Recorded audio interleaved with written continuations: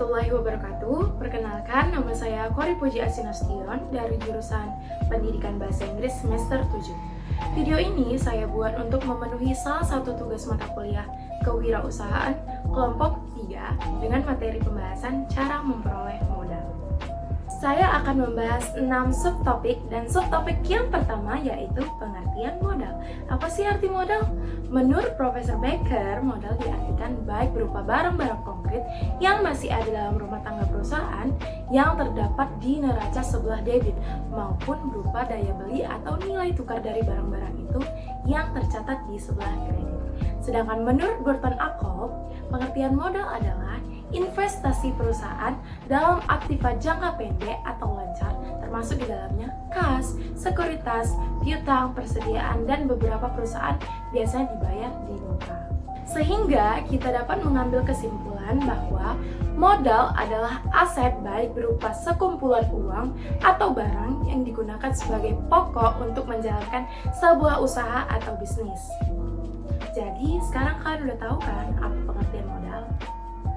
Baiklah, kita lanjut ke subtopik yang kedua, yaitu jenis-jenis modal. Ada 3 jenis modal yang perlu diketahui oleh seorang pebisnis. Yang pertama yaitu modal investasi. Modal ini adalah modal awal untuk membuka usaha dan sifatnya jangka panjang. Modal inilah yang dipakai untuk misalnya menyewa toko, kendaraan, komputer, KKP, dan lain-lainnya. Modal ini jumlahnya besar, namun nilainya akan menyusut dari tahun ke tahun. Yang kedua yaitu modal kerja. Modal jenis ini diartikan sebagai modal yang diperlukan untuk kebutuhan yang digunakan sehari-hari. Nah, disebut juga dengan modal produksi. Modal ini sangat penting untuk memproduksi atau membeli barang. Yang ketiga yaitu modal operasional. Nah, modal ini adalah modal yang sudah ditentukan untuk dipakai membayar biaya bulanan yang akan menunjang operasional bisnis. Contohnya seperti biaya untuk listrik, biaya untuk gaji karyawan, kemudian tarif air dan telepon, dan juga biaya retribusi. Selanjutnya kita masuk ke subtopik yang ketiga yaitu sumber-sumber modal. Nah, kita harus tahu dulu pembagian modal usaha.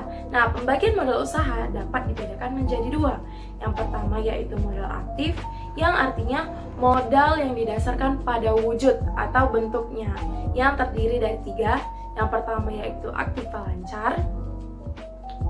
Aktiva lancar ini dia habis dalam 1 kali putaran proses produksi yang jangka waktunya itu lebih kurang 1 tahun. Misalnya uang kas, uang di bank, ataupun piutang. Yang kedua yaitu aktiva tetap. Aktiva yang tahan lama, tidak habis, yang berangsur-angsur habis dalam proses produksi, misalnya tanah, gedung, pabrik. Kemudian ada aktiva imaterial. Nah, aktiva atau harta yang tidak berwujud tetapi memiliki nilai, misalnya seperti merek, loyalty. Kemudian lanjut ke modal pasif. Modal yang didasarkan pada sumbernya. Nah, ini modal yang didasarkan pada sumbernya. Yang pertama yaitu ada modal internal. Modal internal ini merupakan modal sendiri yang diperoleh dari pemilik usaha itu sendiri. Contoh dari sumber modal internal seperti modal yang berasal dari pendiri atau pemilik perusahaan, kemudian ada modal yang disetor oleh pemegang saham, kemudian ada modal yang didapat dari laba atau keuntungan, kemudian ada keuntungan dari penjualan surat berharga, dan sebagainya. Yang kedua yaitu modal eksternal. Nah, dari namanya sendiri kita udah tahu ya kan, eksternal yaitu luar. Nah, jadi bisa disimpulkan bahwa sumber eksternal adalah semua pinjaman yang berasal dari luar perusahaan atau pihak ketiga, baik itu dari bank maupun lembaga keuangan atau pinjaman lainnya seperti supplier, bank, pasar modal, dan sebagainya. Yang ketiga ada modal campuran. Nah, selain modal internal dan eksternal, ada juga modal campuran. Nah, modal ini bisa menggunakan modal usaha dengan cara berbagi kepemilikan usaha dengan orang lain. Caranya dengan menggabungkan antara modal sendiri dengan modal satu orang teman kita atau beberapa orang yang berperan sebagai mitra usaha. Selanjutnya, subtopik yang keempat yaitu cara memperoleh modal. Nah, ada 5 cara untuk mendapatkan modal. Yang pertama yaitu menggunakan dana sendiri. Yang kedua yaitu mengajukan pinjaman modal usaha ke bank ataupun ke koperasi. Yang ketiga yaitu mencari dana hibah dari perusahaan. Yang keempat yaitu menjalin kerjasama dengan seorang teman ataupun dengan orang lain. Yang kelima yaitu mencari investor. Nah, lanjut ke subtopik yang kelima yaitu manfaat dari modal. Adapun manfaat dari modal tersebut ialah yang pertama, kita dapat menyewa tempat. Nah, jika kalian belum punya tempat untuk berbisnis, maka gunakanlah modal tersebut untuk menyewa tempat berbisnis. Yang kedua yaitu penyediaan bahan produksi. Yang ketiga yaitu untuk gaji para pekerja. Kemudian bisa juga kita gunakan untuk mengantisipasi hal-hal yang tidak diinginkan seperti defisit, kekurangan biaya operasional, ataupun terjadi peningkatan permintaan pasar. Lanjut ke subtopik yang terakhir, yaitu kelebihan dan kekurangan modal usaha. Modal sendiri atau internal maupun modal pinjaman eksternal masing-masing memiliki kelebihan dan kekurangan.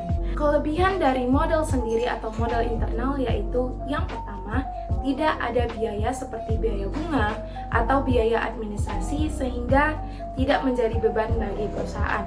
Selanjutnya yaitu tidak tergantung kepada pihak lain. Artinya, perolehan dana diperoleh dari setoran pemilik modal. Selanjutnya yaitu tanpa memerlukan persyaratan yang rumit dan memakan waktu yang relatif lama. Selanjutnya yaitu tidak ada keharusan pengembalian modal. Adapun kekurangan dari modal sendiri atau modal internal yaitu jumlah dana yang terkumpul relatif terbatas. Yang kedua yaitu perolehan dari calon pemegang saham baru relatif lebih sulit karena mereka akan mempertimbangkan kinerja dan prospek usaha tersebut. Selanjutnya yaitu kurangnya motivasi dari pemilik modal. Karena pemilik usaha yang menggunakan modal sendiri, motivasi usahanya lebih rendah dibandingkan dengan menggunakan modal asing.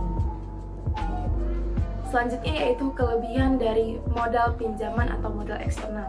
Yang pertama yaitu jumlahnya tidak terbatas karena perusahaan dapat mengajukan modal pinjaman ke berbagai sumber.